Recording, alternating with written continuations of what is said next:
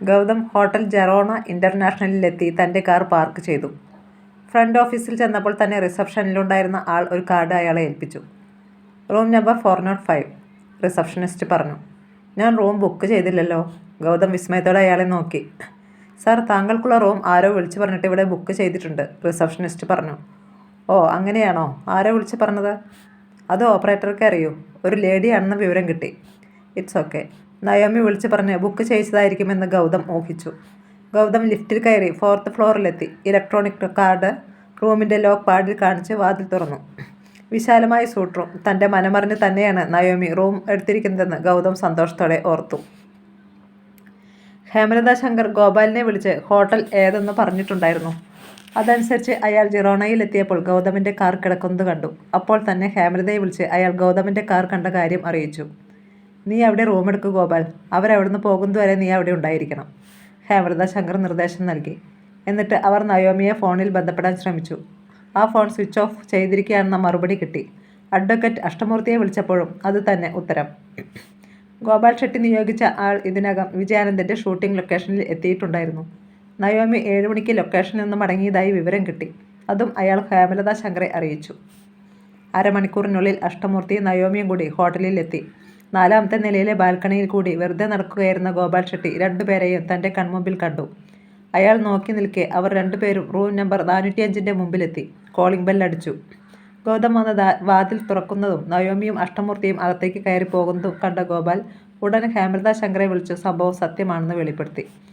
ഗോപാൽ, അവളും അവളുടെ കള്ളവക്കീലും phone off ചെയ്തു വച്ചിരിക്കുകയാണ്. ഇനി നമ്മൾ എന്തു ചെയ്യണം?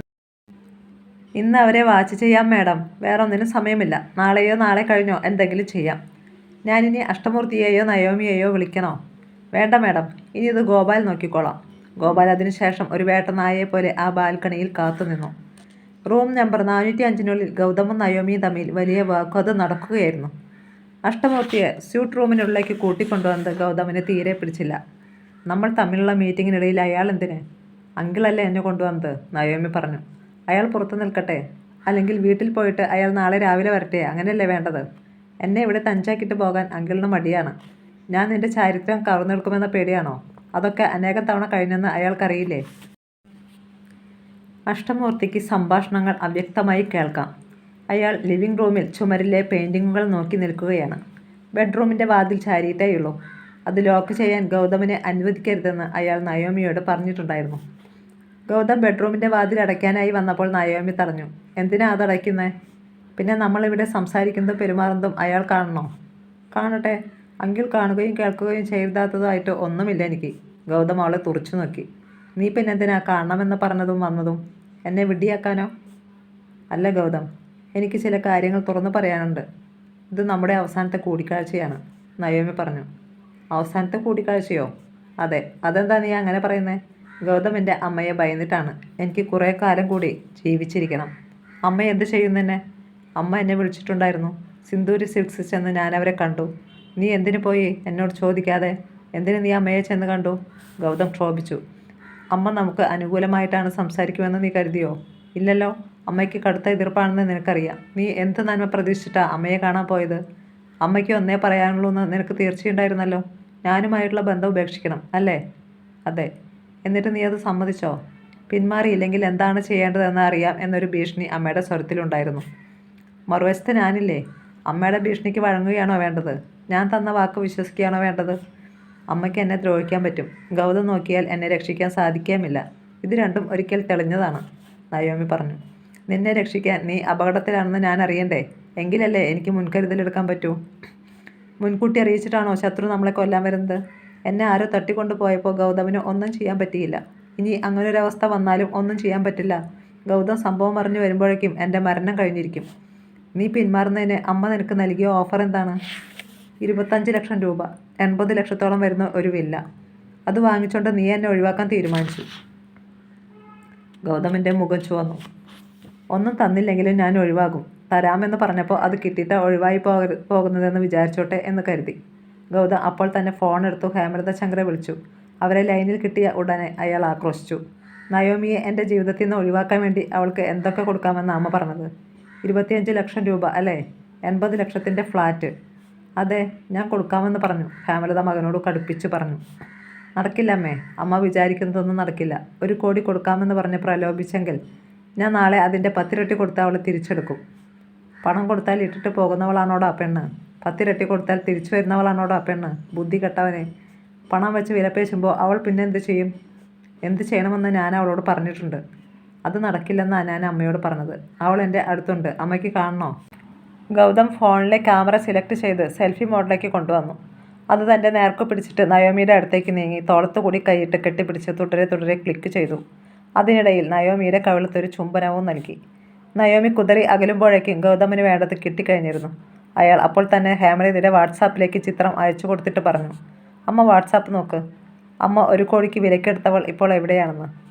അമ്മയ്ക്ക് അവളുടെ ശബ്ദം കേൾക്കണോ? ഞാൻ അവൾക്ക് ഫോൺ കൊടുക്കാം. പെട്ടെന്ന് ഫോൺ കട്ടായി. ഗൗതം വീണ്ടും അമ്മയെ വിളിച്ചു. മറുവശത്ത് ഫോൺ എടുക്കുന്നില്ല. അമ്മ വേറെ ഫോണിലാണെന്ന് ഗൗതമിന് സംശയമായി. അയാൾ ഉടൻ ഗോപാലിൻ്റെ നമ്പറിലേക്ക് വിളിച്ചു. ബിസിയാണെന്ന് അറിയിപ്പ് വന്നു. അമ്മയുടെ വേറൊരു നമ്പർ വിളിച്ചപ്പോൾ അതും ബിസി. അയാൾ നയോമിയുടെ നേർക്ക് തിരിഞ്ഞു. നിന്നെ വെച്ച ബിസിനസ് സംസാരിക്കുക എല്ലാവരും. നീ എന്താ പറഞ്ഞത്? ഇത് അവസാനത്തെ കൂടിക്കാഴ്ചയാണെന്നോ? അതെ, ഞാൻ നിങ്ങളുടെ അമ്മയ്ക്ക് വാക്ക് കൊടുത്തു കഴിഞ്ഞു. പേടിച്ചിട്ടല്ലേ നീ അങ്ങനെ ചെയ്തത് അല്ലേ? അതെ, നയോമി പ്രതിവചിച്ചു. ഓക്കെ, പക്ഷേ നീ അങ്ങനെ പ്രതിഫലം പറ്റിക്കൊണ്ട് പിന്മാറിയാൽ നീ രക്ഷപ്പെടുമോ? നിന്റെ പേടി തീരുമോ? നിനക്ക് ആയുസ് നീട്ടി കിട്ടുമോ? നയോമി സംശയത്തോടെ അയാളെ തുറച്ചു നോക്കി. ഇല്ല, ഗൗതം പറഞ്ഞു. ഞാൻ വെടിവെച്ച് കൊന്നിട്ട് ജയിലിൽ പോകും. കുറേ കാലം ജയിലിൽ കഴിയുമ്പോൾ എനിക്ക് തോന്നും ചെയ്തതെല്ലാം തെറ്റായി പോയെന്നും ഒന്നും വേണ്ടായിരുന്നെന്നും. ശിക്ഷ കാലാവധി തീരുമ്പോൾ ഞാൻ ജയിലിൽ നിന്ന് പുറത്തിറങ്ങി വന്ന് നല്ലവനായിട്ട് ജീവിക്കും. അപ്പോൾ നീയുണ്ടോ? ഇല്ല. ഒരു തരം ഉന്മാദത്തിലാണ് അയാളത് പറയുന്നത്. നയോമിക്ക് ഭയമായി. എങ്ങനെയെങ്കിലും ഹോട്ടൽ റൂമിൽ നിന്ന് പുറത്തു കടന്നാൽ മതിയെന്നേയുള്ളൂ അവൾക്ക്. നീ ആലോചിക്കുക, ഏത് ഓഫർ സ്വീകരിക്കണം, ഏത് ഓഫർ റിജക്റ്റ് ചെയ്യണം. ഞാൻ നിന്നോടൊപ്പം ഏറെ ദൂരം സഞ്ചരിച്ചവനാണ്. ഇനി ഒറ്റയ്ക്ക് തിരിച്ചു പോകാൻ വയ്യ. ശരി, ഞാൻ ആലോചിച്ച് പറയാം. ആദ്യം അങ്കിളുമായി ഡിസ്കസ് ചെയ്യട്ടെ. മറുപടിക്ക് കാത്തു നിൽക്കാതെ നയോമി വേഗം വാതിൽ വലിച്ചു തുറന്ന് ലിവിംഗ് റൂമിലേക്ക് ചെന്നു. അങ്കിളെ പോകാം, അവൾ തിടുക്കപ്പെട്ട് പറഞ്ഞു. എന്തായി? നിങ്ങളുടെ മീറ്റിംഗ് കഴിഞ്ഞോ? അഷ്ടമൂർത്തി വിസ്മയം പൂണ്ടു. ഗൗതം ഹേമലത ശങ്കറിനെ വിളിച്ച് ഭീഷണിപ്പെടുത്തി. ഇപ്പോൾ എന്നെ വെടിവെച്ച് കൊല്ലുമെന്ന് പറയുന്നു, നയോമി പറഞ്ഞു.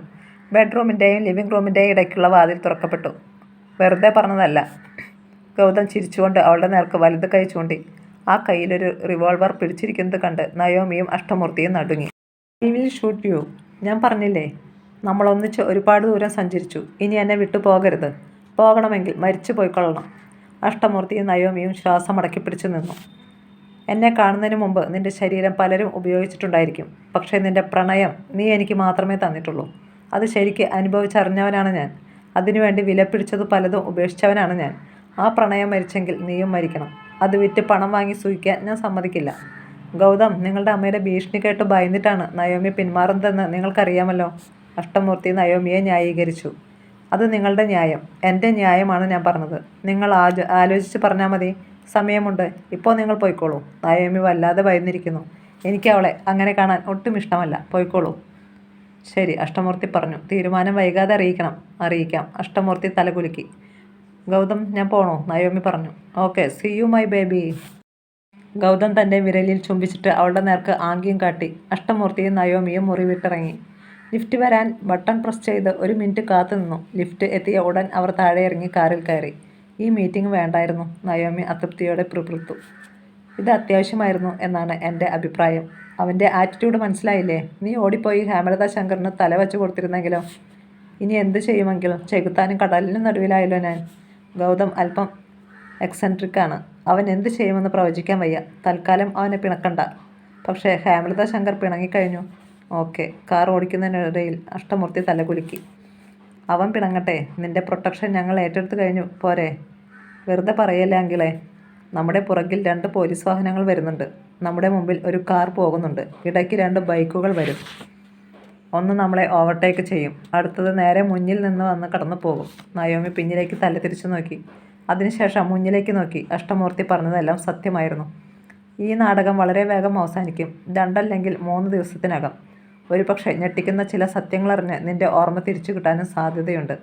നയോമി അഷ്ടമൂർത്തിയുടെ നേർക്ക് മുഖം തിരിച്ചു. പ്രത്യേകിച്ചൊരു ഭാവമില്ലാതെ ഡ്രൈവ് ചെയ്യുകയാണ്. ഒരു ബൈക്ക് പുറകിൽ നിന്ന് വന്ന് കാറിന് സമാന്തരമായി കുറച്ചു ദൂരം ഓടി. അഷ്ടമൂർത്തി കാർ നിർത്തി. ബൈക്കും നിന്നു. ബൈക്കിൽ നിന്ന് ഒരാളിറങ്ങി കാറിൻ്റെ പിൻസീറ്റ് ഡോർ തുറന്ന് അകത്ത് കയറി. നയോമി പകച്ച് അയാളെ നോക്കി. ഡോണ്ടി ആയിരുന്നു അത്. അവൻ പറഞ്ഞു. അങ്കിളെ, ജിറോണയുടെ 4th ഫ്ലോറിലെ ബാൽക്കണിയിൽ ഗോപാലുണ്ടായിരുന്നു. ഹേമലത ശങ്കർ അയച്ചതാണ്. നിങ്ങൾ പോന്നതോടെ അയാൾ സ്ഥലം വിട്ടു. ഹേമലത വിവരങ്ങളെല്ലാം ശേഖരിച്ചു കഴിഞ്ഞു. ആക്ഷൻ ഉടനെ തന്നെ പ്രതീക്ഷിക്കാം. അവൻ ഞങ്ങളെ പേടിപ്പിച്ചു കളഞ്ഞു, ആ ഗൗതം. അവൻ്റെ കയ്യിലൊരു റിവോൾവർ. അവനെ സൂക്ഷിക്കണം കേട്ടോ. ചങ്കിൽ കുത്തിയാൽ അവൻ പിന്നെ ഒന്നും നോക്കില്ല, അഷ്ടമൂർത്തി പറഞ്ഞു. ചങ്കിൽ കുത്തേണ്ട ആവശ്യം വരില്ല, ഡോണ്ടി അർത്ഥഗർഭമായി പറഞ്ഞു. കാർ ഓടിക്കൊണ്ടിരുന്നു.